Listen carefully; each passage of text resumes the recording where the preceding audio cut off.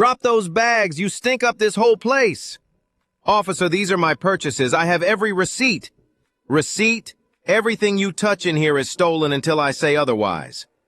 Sir, I'm asking you respectfully to just look. Respectfully? An animal trying to sound like a person. Turn around, hands behind your back. I have rights. You have no reason to. Rights? You have nothing. You are nothing. I'm the law here. The only right you have is to shut up and do what I tell you. Handcuffs snap shut. The click bounces off marble floors on a Saturday afternoon at Ridgemont Galleria Mall. 50 shoppers stare in silence. Not one steps forward. Have you ever watched an innocent man lose everything in 60 seconds, simply because of the color of his skin? 3 hours earlier, the world looked nothing like this. Byron Shaw stood in his kitchen at 6 in the morning. The house was quiet. Pale light crept through the window above the sink. Coffee dripped slow and steady into a glass pot. The smell of dark roast filled the small room. He poured a cup and leaned against the counter. The television played the morning news at low volume. A weatherman pointed at a map of Virginia. Clear skies, mid-70s, a perfect Saturday. Byron was 44 years old. Broad shoulders, clean shave, calm eyes that had seen more than most people would in 2 lifetimes. 22 years as a deputy United States Marshal. He had tracked fugitives across state lines. He had walked into rooms most men would run from. He had put his life on the line for a country that didn't always love him back. But today was not about any of that. Today was about his daughter. Aaliyah was turning 12. She had been talking about a silver charm bracelet for weeks. She circled it in a catalog and taped the page to the refrigerator. Byron smiled every time he saw it. Footsteps padded down the hallway. Nora appeared in the doorway wearing a bathrobe, her hair wrapped in a silk scarf. She yawned and reached for his coffee cup. He let her take it. 20 years of marriage had its own language. "Don't forget the bracelet," she said. "That's the only reason I'm getting dressed today. And pick up something for yourself. You never do." "I don't need anything." She gave him a look. He kissed her forehead. She smiled against his chest. Byron walked to the bedroom closet. He reached past his suits and his marshal's uniform, grabbed a navy polo and jeans. He looked in the mirror. Just a man. No badge, no title, just a father buying his daughter a birthday gift. He stopped at the hallway safe, pressed in the combination. Inside sat his service weapon, his marshal's badge, and his federal identification. He looked at them for a moment, then picked up only his personal firearm, a compact 9mm he was legally permitted to carry anywhere under the Law Enforcement Officers Safety Act. He holstered it beneath his shirt. The badge stayed in the safe. Today, he was just Dad. His SUV sat in the driveway, a dark gray Ford Explorer, 5 years old, clean but unremarkable. Nothing about it said federal agent. The drive to Ridgemont Galleria took 25 minutes. He rolled the windows down. The morning air was warm and sweet with cut grass. A gospel station played softly. He hummed along without thinking. The mall sat on the edge of Whitmore County, a wealthy suburb where lawns were wide and neighborhoods were quiet. The parking lot was filling up. Families with strollers, teenagers in groups, couples holding hands. Byron parked near the south entrance and walked inside. Cool air hit his skin like water. The atrium stretched before him, polished marble floors, 3 levels of shops, a glass elevator rising through the center. A fountain bubbled near the food court. Piano melody drifted from hidden speakers. He felt at ease.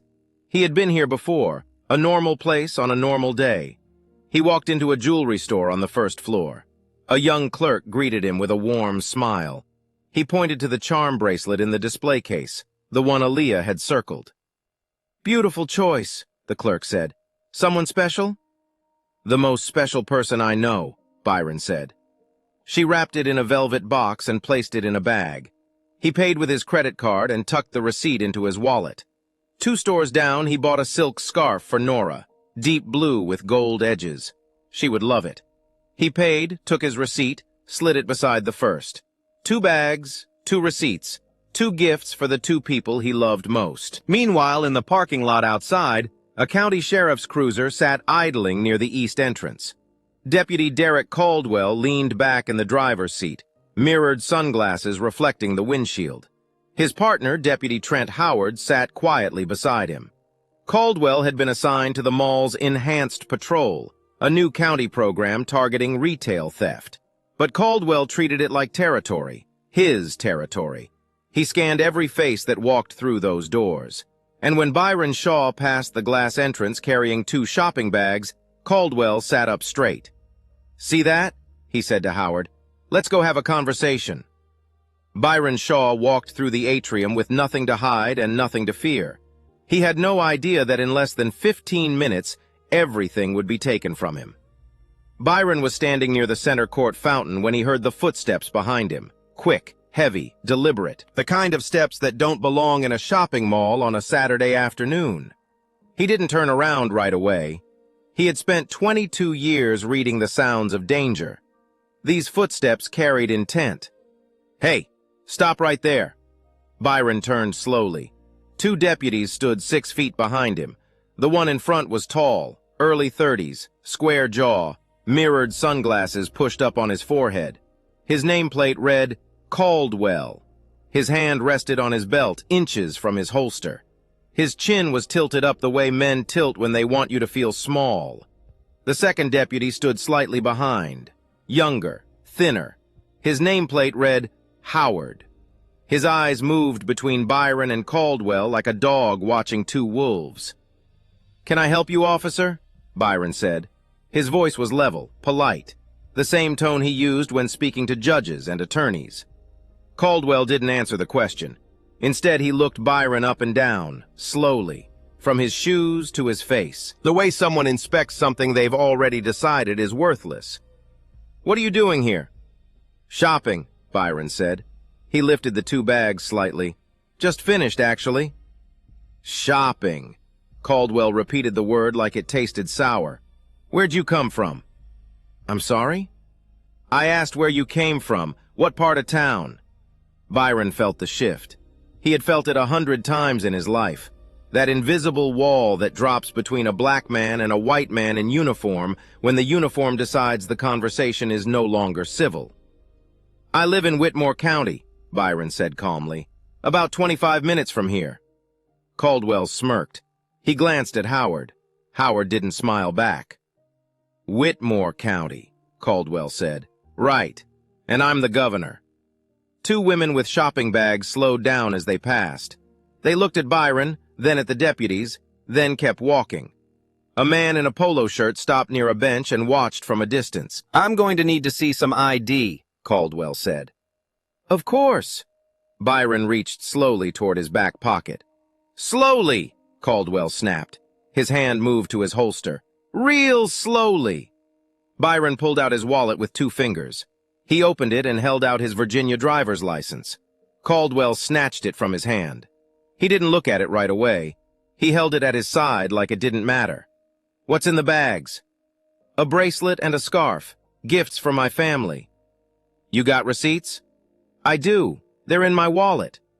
"I didn't ask where they are. I asked if you have them." Byron paused. He breathed. He spoke as if explaining something to a child who refuses to listen. "Yes, officer, I have receipts for both items. I purchased them less than 15 minutes ago from stores in this mall. I'd be happy to show you." Caldwell stared at him. Then he turned to Howard. "He matches the description." Byron's stomach tightened. There it was, the phrase. He had heard it before. Every black man in America has heard it before. 3 words that turn an innocent person into a suspect without a single piece of evidence. "What description?" Byron asked. "We got a report. Black male, medium build, shoplifting from stores on the 1st level." "Officer, I just told you I have receipts for everything I'm carrying."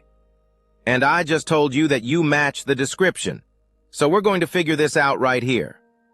Byron looked around. More people had stopped. A teenage girl across the atrium was holding up her phone. The fountain behind him continued to bubble, calm and indifferent. "Am I being detained?" Byron asked. Caldwell stepped closer. close enough that Byron could smell the coffee on his breath. "You're being whatever I say you're being." "Then I'd like to know the specific reason for this stop. I've identified myself. I've offered to show receipts. I've cooperated fully." Caldwell's jaw tightened. He wasn't used to hearing someone speak this way. Not someone in Byron's position. Not someone who looked like Byron. "You don't ask the questions here," Caldwell said, his voice dropping low. "I do." He pointed toward the wall beside a storefront. A blank stretch of marble between a window display and a potted plant. "Against the wall, hands flat, spread your feet." Byron didn't move immediately. Not out of defiance, out of discipline. He had been trained to assess situations, and this situation had crossed a line. "Officer, I want to be clear. I am complying, but I want everyone here to know that I have done nothing wrong." He said it loud enough for the gathering crowd to hear. Then he turned and walked to the wall, placed both palms flat against the cold marble, spread his feet, lowered his head. A man with 22 years of federal law enforcement service, standing spread-eagle in a shopping mall, held against a wall by a deputy who never once looked at his receipts. Caldwell moved in behind him and began the pat-down. Rough hands pressing down his sides, his waist, his pockets. Byron stayed still. He controlled his breathing the way he had been trained. In through the nose, out through the mouth. Then Caldwell's hand stopped. Right side, just above the hip, his fingers pressed against the hard outline beneath the polo shirt. A gun. What happened next took less than 3 seconds but felt like an hour. Caldwell jumped back, drew his weapon. His voice exploded through the atrium like a grenade. "Gun! He's got a gun!" The mall erupted. Shoppers screamed. A woman grabbed her daughter and ran. A man knocked over a chair trying to get away. The fountain kept bubbling. The piano music kept playing. But everything human in that space turned to panic. Howard drew his weapon too. His hands were shaking. His eyes were wide and wet. Byron didn't move. His palms stayed flat on the wall. His voice came out steady and clear. "I have a legal concealed carry permit. I am a federal law enforcement officer. I am authorized to carry this weapon under federal law. My credentials are in my wallet, which you are holding." Caldwell wasn't listening. He was performing. His weapon was aimed at Byron's back. His feet were wide apart. His voice was loud enough for every phone camera in the atrium to capture. "On the ground! Face down! Now!" Byron lowered himself slowly, first to his knees, then flat on the marble floor. The cold stone pressed against his chest. His cheek rested against the polished surface. He could see the feet of shoppers frozen in place. Small shoes, sneakers, heels, all still. Caldwell holstered his weapon and moved in fast. He grabbed Byron's wrists and wrenched them behind his back. The handcuffs bit into his skin. 1 click, 2 clicks. Tight, too tight. Byron's shopping bags had fallen during the commotion. The velvet box holding Aaliyah's bracelet slid across the floor and came to rest near a trash can. The silk scarf spilled out of its bag like a blue river on white marble. Caldwell reached under Byron's shirt and pulled the firearm from its holster. He held it up above his head for the crowd to see, like a trophy, like proof. This is what happens when these people think they can just walk around armed. These people. The words hung in the air. Nobody gasped. Nobody challenged them. The silence of the crowd was its own kind of violence.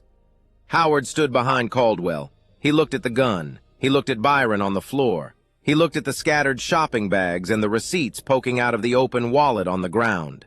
He saw everything, and he said nothing. Caldwell yanked Byron to his feet. The movement was rough enough to make Byron stumble forward.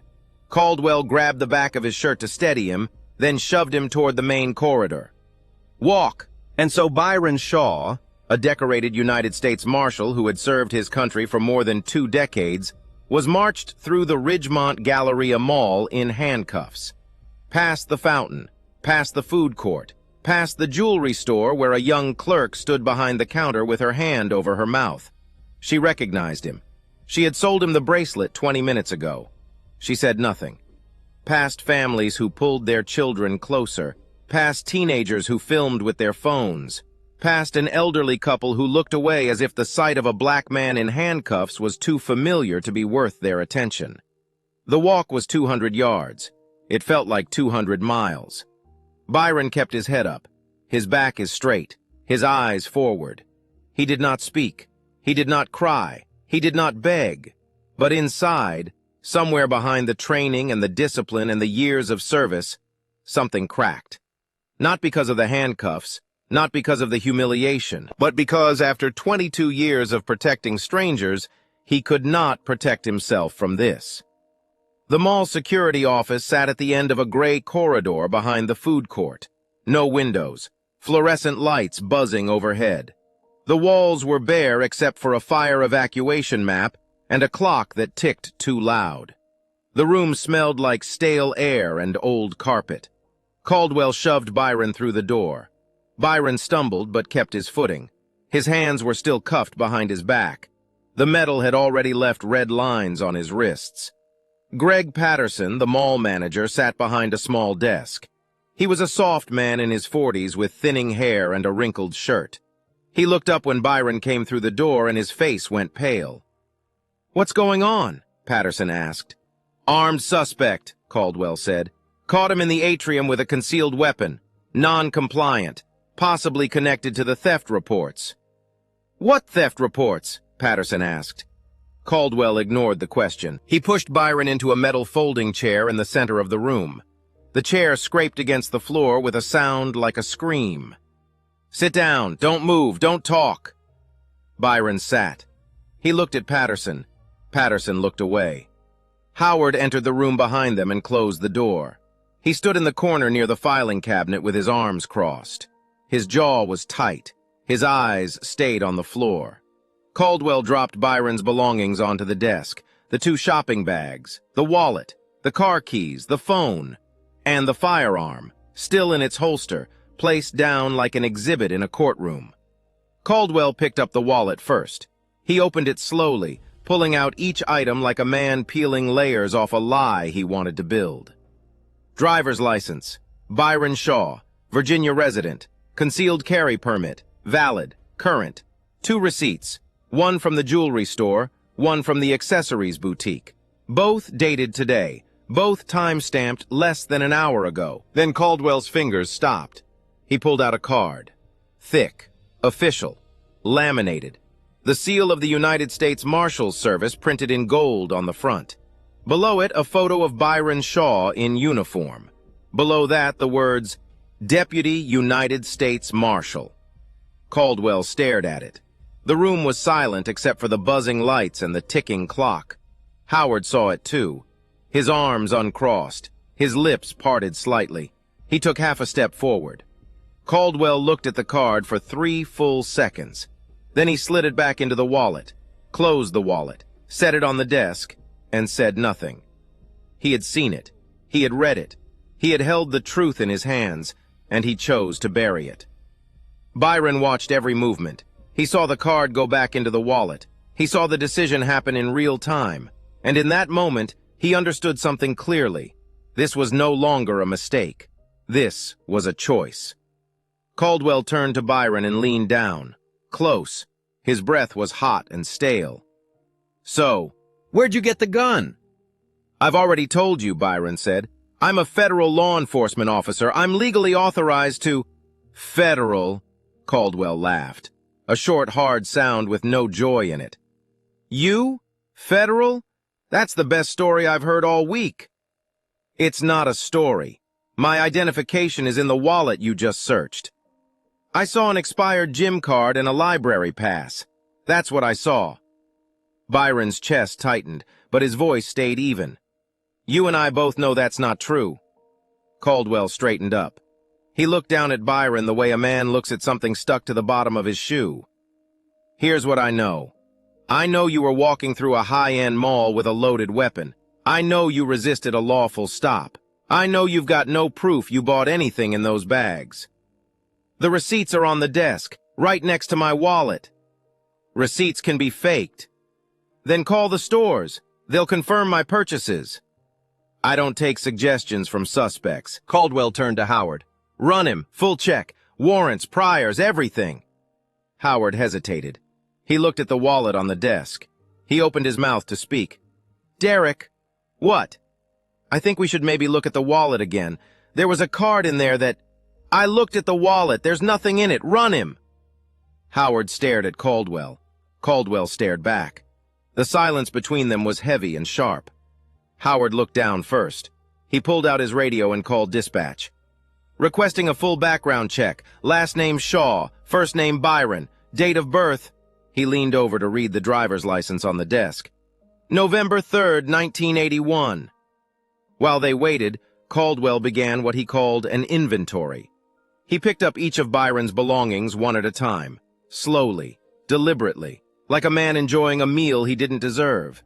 He opened the jewelry box first, pulled out the bracelet, held it up to the light. The silver chain dangled and caught the fluorescent glare.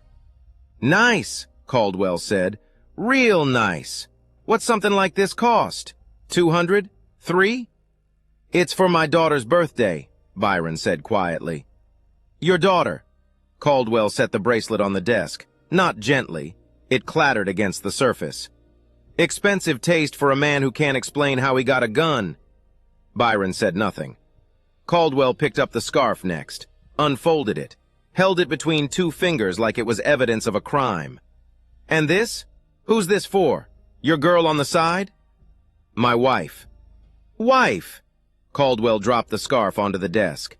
Right. He picked up Byron's phone. The screen lit up. 3 missed calls, all from the same contact. Nora. Nora, Caldwell read aloud. She worried about you? She should be. I'd like to call her, Byron said. No.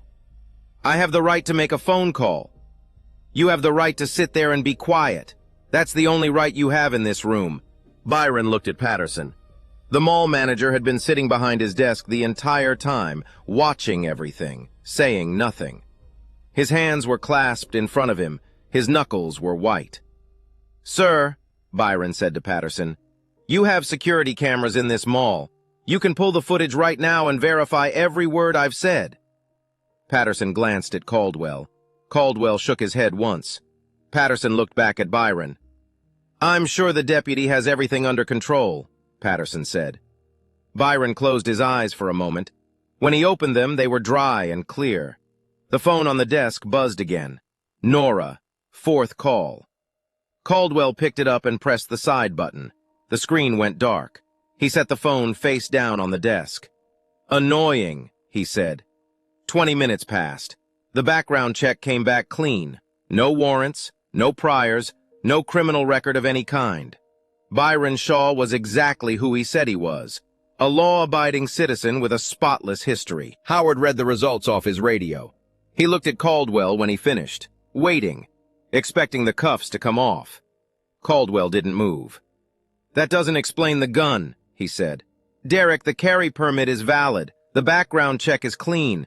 There's no theft report matching his description. Maybe you should let me do my job. Howard fell silent. Caldwell pulled out his own phone and began typing.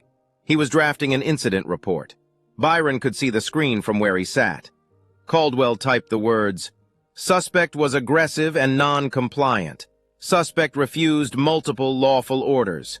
Concealed weapon discovered during search. Every word was a lie, and every lie was being written 6 feet from the man it was about. Byron watched the words appear on the screen. His jaw tightened. His wrists burned under the cuffs, but he kept his breathing steady. Outside the security office, the world was already moving. In the mall atrium, a 16-year-old girl named Hannah had posted her video to social media 12 minutes ago. The video was 43 seconds long. It showed Caldwell grabbing Byron. It showed Byron being forced against the wall. And it captured, with perfect clarity, Caldwell's voice saying, "This is what happens when these people think they can just walk around armed." The video had 300 views in the first 5 minutes, 1,000 in the first 10. A local activist shared it with a single comment. "This is Ridgemont. This is today. Watch." By the time Caldwell finished typing his fake report, the video had crossed 50,000 views and was climbing fast. Sandra Wells, a reporter at WVBC News, saw it on her feed while eating lunch at her desk. She put down her sandwich, picked up her phone, and called her cameraman. "Get the van, Ridgemont Galleria, now!" And in a quiet house 25 minutes away, Nora Shaw stared at her phone. 5 calls. No answer. Byron always answered. She called one more time. Voicemail. Then she opened her contacts and scrolled to a name she had only used once before, 3 years ago, when Byron was late coming home from a fugitive operation in Baltimore. Captain Elaine Foster, U.S. Marshal's Service. She pressed call. The phone rang twice. "Nora? Is everything all right?" "Elaine, I can't reach Byron. He went to the mall 2 hours ago. He's not answering his phone. Something is wrong." The line was quiet for 2 seconds. Then Foster's voice returned, sharp, controlled, and carrying the weight of a woman who had spent 30 years commanding men and women who carried guns for a living. "Give me the name of the mall." "Ridgemont Galleria, Whitmore County." "Stay by your phone. I'll call you back in 10 minutes. Foster hung up. She pulled up Byron's federal GPS tracker on her computer, a system that pinged every Marshal's personal device in real time during active hours. Byron was off duty, but his phone was still registered. The dot appeared on her screen. Ridgemont Galleria Mall, stationary, for over 40 minutes. Foster picked up her desk phone and dialed the Whitmore County Sheriff's Department dispatch. The gears of something much larger than Derek Caldwell had ever imagined had just begun to turn. Captain Elaine Foster did not waste a single second. She dialed Whitmore County Sheriff's Department dispatch. The phone rang once. Foster cut through the greeting like a knife. "This is Captain Elaine Foster, United States Marshal Service, Eastern District of Virginia, badge number 4416. One of my deputies is being unlawfully detained at Ridgemont Galleria Mall. Patch me through to whatever unit is at that location. Now!" The dispatcher hesitated. Then the line clicked. Inside the security office, Caldwell was leaning back with his boots on the desk, scrolling his phone. Byron sat motionless. His wrists had gone numb. Howard stared at the wall like a man trying to disappear. Caldwell's radio crackled. "Unit 14, stand by for a direct patch. Federal authority on the line." Caldwell frowned. He looked at Howard. Neither moved. Then the voice came through. "Deputy Caldwell, this is Captain Elaine Foster, United States Marshal Service. I am going to speak and you are going to listen." Caldwell sat up. His boots came off the desk. "You are currently holding Deputy United States Marshal Byron Shaw in unlawful custody. Marshal Shaw is a 22-year veteran of this agency. He is federally authorized to carry a concealed weapon in all 50 states under the Law Enforcement Officers Safety Act. You had no probable cause for the stop, no legal basis for the search, and no authority to place him in handcuffs." Dead silence. The fluorescent lights buzzed. The clock ticked. Caldwell's face drained of color. "You will remove his restraints immediately. You will return every item of his personal property. You will preserve all evidence. Body camera footage, written reports, radio communications. Federal agents are en route. They will arrive within 20 minutes. Do not leave the premises. Do you copy?" Caldwell's hand was shaking. The radio trembled against his palm. "Copy," he whispered. He set the radio on the desk. The plastic clicked against the surface. It was the loudest sound in the room. Byron sat in the metal chair and looked straight ahead. His face showed nothing, but his eyes held 22 years of service, 22 years of sacrifice, and the quiet fury of a man proven right in the worst possible way. Caldwell stood. His movements were slow and mechanical. He reached for his handcuff key. His fingers fumbled twice before finding the lock. The cuffs clicked open and fell to the floor with a dull clang. Byron brought his hands forward. Red grooves circled both wrists like bracelets made of pain. He rubbed them slowly. He did not look at Caldwell. He did not speak. He simply waited. 18 minutes later, 2 black Chevrolet Suburbans pulled into the parking lot. No sirens, no lights. Just the quiet authority of federal power arriving without announcement. 4 agents in dark suits and tactical vests walked through the mall entrance. Shoppers parted without being asked. The agents moved with the kind of purpose that makes crowds go silent. They reached the security office. The lead agent opened the door without knocking. He looked at Byron first. "Marshal Shaw, are you injured?" "No, I'm not." The agent turned to Caldwell. "Deputy Derek Caldwell, Deputy Trent Howard, you are both subjects of a federal investigation. Charges under consideration include unlawful detention of a federal officer, deprivation of civil rights under color of law, Title 18, Section 242, and deliberate suppression of exculpatory identification." Caldwell's voice cracked. "I was just doing my job. He matched a description." The agent raised one hand. "There was no description. No theft report filed at this mall today. We confirmed that with mall security and county dispatch before we walked through that door. You fabricated probable cause. You conducted an illegal search. And you concealed a federal identification that would have resolved this in 30 seconds. Caldwell's face collapsed, all at once, like a building losing its foundation. "Your firearm, your badge, now." Caldwell's hands moved to his belt. He unclipped his holster and set the gun on the desk. Then he unpinned his badge. He held the small gold shield in his palm, the thing that had made him feel untouchable for years. Then he set it beside the gun. The desk held 2 badges, 2 guns, 2 very different careers. One was beginning to heal. The other had just ended forever. Byron stood from the chair for the first time in over an hour. He straightened his shirt, picked up his wallet, keys, and phone. He picked up the velvet box with Aaliyah's bracelet and held it for a moment. Then he picked up the blue silk scarf and folded it carefully. He looked at Caldwell one final time. Their eyes met across the small gray room. Byron said nothing, not a word. The silence carried more weight than any sentence ever could. Then he walked out the door. Byron walked out of the security corridor and into the mall atrium. The fountain still bubbled. The piano still played. But every pair of eyes turned toward him. The shoppers who had watched him get dragged away in handcuffs were still there. The teenage girl with the phone was still filming. Nobody spoke. Byron walked past them all with his head up, 2 shopping bags in his hands. The same man, the same walk, but everything around him had changed. Behind him, the world Derek Caldwell had built was falling apart one piece at a time. The lead federal agent separated Caldwell and Howard into different rooms. Standard procedure: isolate, interview, compare, find the cracks. Howard cracked first. He sat in a folding chair in a storage closet that smelled like cleaning supplies. His hands clasped between his knees. His voice is low and unsteady. "I saw the Marshal ID in the wallet." Caldwell pulled it out and looked at it. Then he put it back and acted like it didn't exist. "And you said nothing," the agent replied. Howard looked at the floor. "I should have, I know." "Yes, you should have." In the other room, Caldwell was making excuses.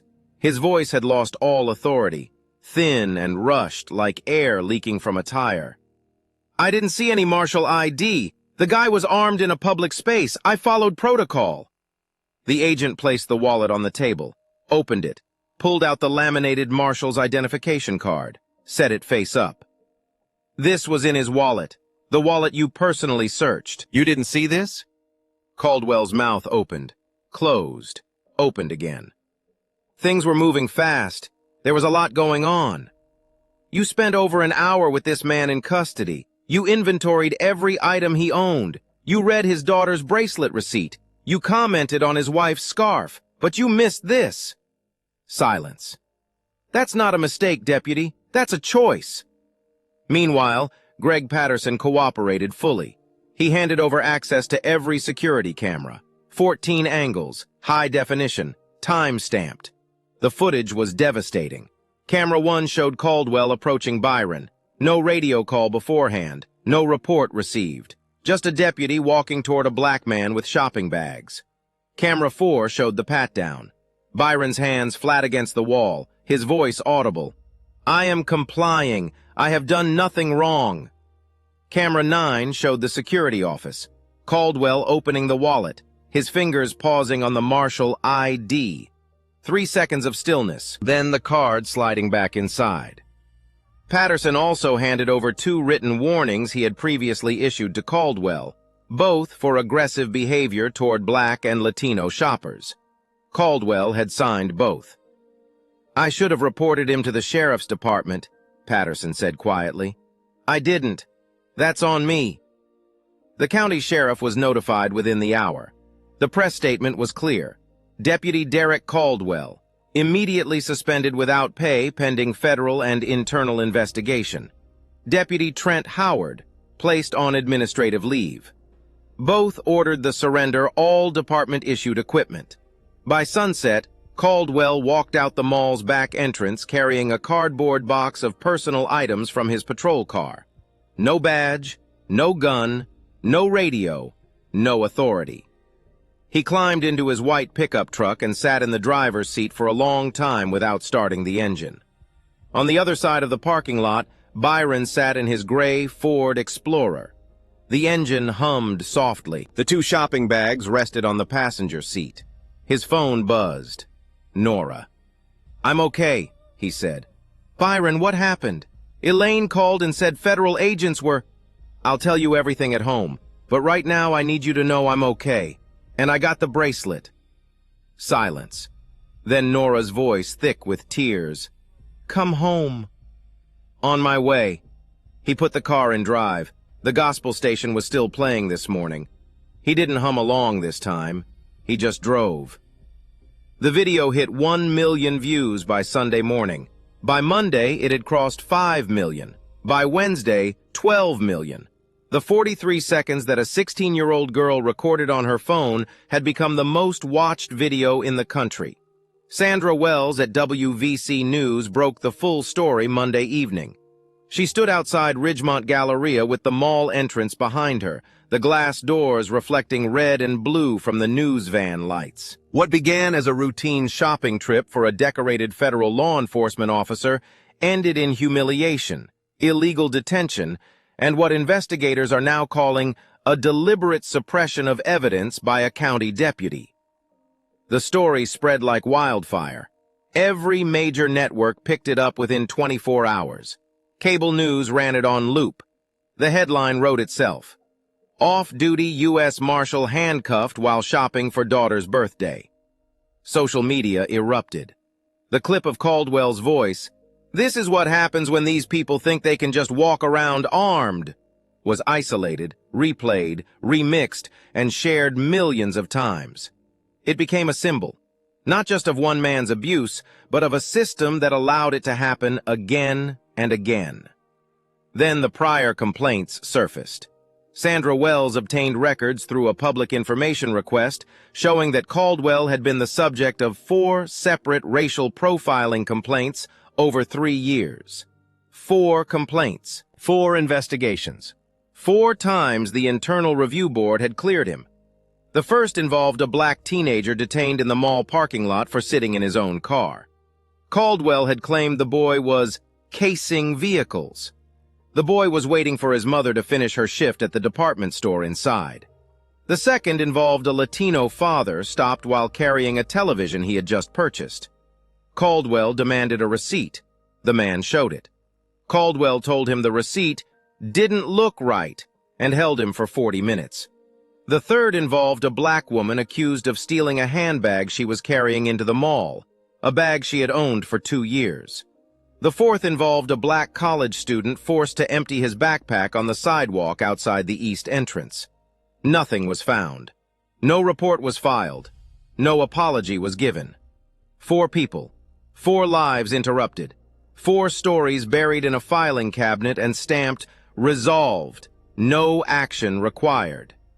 Until now. Wells interviewed each of them on camera. Their faces, their voices, their pain, still raw, still present, still waiting for someone to listen. The FBI and the Department of Justice Civil Rights Division opened a formal investigation. Agents visited the mall, the sheriff's department, and the homes of all 4 prior complainants. Evidence was collected, cataloged, and sealed. 6 weeks after the incident, a federal grand jury returned an indictment. Derek Caldwell was charged on 4 counts. Count 1, deprivation of rights under color of law, Title 18, United States Code, Section 242. Count 2, filing a false police report. Count 3, unlawful search and seizure. Count 4, deliberate suppression of exculpatory evidence. The trial began on a gray Tuesday morning in the United States District Court for the Eastern District of Virginia. Judge Arthur Coleman presided. He was a tall man in his 60s with silver hair and wire-framed glasses. He had served on the federal bench for 19 years. He was known for 2 things: fairness and zero tolerance for officers who abused their oath. The courtroom was packed, every seat filled. Reporters lined the back wall. 2 sketch artists sat in the front row. The prosecution opened with the mall security footage, 14 cameras, every angle, every second, projected onto a screen large enough for the entire courtroom to see. The jury watched Caldwell approach Byron without cause. They watched the pat-down. They watched the handcuffs. They watched the walk through the mall. And they watched, in a close-up shot from camera 9, as Caldwell found the Marshal ID, read it, and slid it back into the wallet. Several jurors shifted in their seats. One woman in the back row covered her mouth. The prosecution then called the 4 prior complainants. One by one they took the stand. Their testimony was brief, but devastating. Different faces, different days, the same deputy, the same words, the same contempt. Then Byron took the stand. He wore a dark suit and a blue tie. His badge was not visible. He did not need it. His presence alone filled the room. He spoke calmly, factually, without drama or embellishment. He recounted every detail, from the moment Caldwell grabbed his arm to the moment the handcuffs were removed. He described what was said, what was done, what was ignored. The defense attorney challenged him on cross-examination, tried to suggest Byron had been uncooperative, that his behavior could have been perceived as threatening, that Caldwell had acted within the bounds of reasonable suspicion. Byron listened to each question, then answered each one the same way, with precision, patience, and the kind of quiet authority that cannot be manufactured. The prosecutor asked one final question on redirect. "Marshal Shaw, you have served this country for 22 years. You have risked your life to protect strangers. On that Saturday afternoon in that mall, what were you?" Byron paused. He looked at the jury. "I was a father buying his daughter a birthday present. That's all I was. And it should have been enough." The courtroom was silent. Closing arguments lasted 2 hours. The jury deliberated for less than 4. Guilty, all counts. Judge Coleman scheduled sentencing for 3 weeks later. When the day arrived, the courtroom was just as full. Coleman looked at Caldwell over the rim of his glasses. "Deputy Caldwell, you swore an oath to protect and serve all citizens equally. You violated that oath. You targeted an innocent man because of the color of his skin. You fabricated a cause where none existed. You discovered evidence of his innocence and buried it. You chose power over principle. And you did it all while wearing a badge that was supposed to mean something." He paused. "This court sentences you to 4 years in federal prison. You are permanently barred from holding any law enforcement position in the United States. Your certification is revoked effective immediately." Caldwell stood motionless. His attorney placed a hand on his shoulder. Caldwell did not react. He stared straight ahead at nothing. Howard received a suspended sentence of 18 months and 2 years of supervised probation. His cooperation with the investigation was noted as a mitigating factor. But Judge Coleman made clear, silence in the face of injustice is not innocence. The final order came down 1 week later. The United States Department of Justice placed the Whitmore County Sheriff's Department under a federal consent decree. The terms were strict: mandatory bias training for all officers, an independent civilian review board, body camera compliance audits every 90 days, and a zero-tolerance policy for racial profiling complaints. The decree would remain in effect for 5 years. Minimum. 3 months later, on a quiet evening in October, Byron Shaw sat on the front porch of his home. The sun was sinking behind the trees. The air was cool and smelled like fallen leaves and fresh-cut wood from a neighbor's yard. Aaliyah was inside doing homework. He could hear her humming through the open window. On her wrist, the silver charm bracelet caught the last light of the day. She hadn't taken it off since her birthday, not once. Nora came through the screen door carrying 2 cups of coffee. She handed one to Byron and sat beside him on the wooden bench. Their shoulders touched. Neither spoke for a while. They didn't need to. "You ever think about that day?" Nora asked. "Every day," Byron said. "Does it get easier?" He took a sip of coffee, looked out at the street. A boy rode past on a bicycle. A dog barked somewhere down the block. "It doesn't get easier," he said, "but it gets clearer." She looked at him, waiting. "I used to think the badge protected me, that everything I'd done, every case, every fugitive, every year of service meant something, that it made me different from the next black man on the street." He shook his head slowly. "It doesn't. Not to someone like Caldwell. To him, I wasn't a marshal. I wasn't a veteran. I wasn't a father shopping for his daughter. I was just a black man in a space he decided I didn't belong." Nora put her hand on his. "But here's what I've learned," Byron continued. "The badge didn't save me that day. The truth did. The cameras did. The people who refused to look away did. Nora, you did, when you made that call." She squeezed his hand.